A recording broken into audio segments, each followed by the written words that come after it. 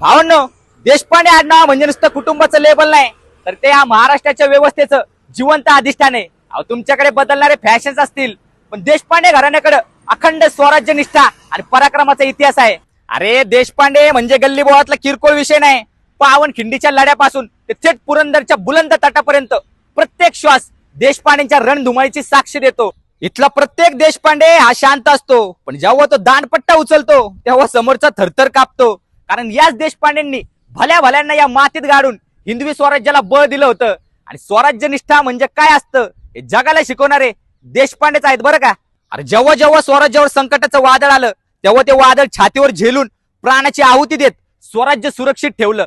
ही देशपांडेंची अद्वितीय धमक. हा आमचा तोरा नाही, तर या मातीशी इमान राखण्याची पिढ्यानपिढ्याची शपथ आहे. इतिहास उचलून बघा, देशपांडे कधीच कोणासमोर झुकले नाहीत. स्वाभिमान आणि बुद्धिमत्ता या दोन शब्दाचा अर्थ प्रत्येक पिढीला शिकवणारे हे देशपांडेच आहेत. टॅग करा तुमच्या देशपांडे मित्राला आणि फॉलो करा आपला दिनूला.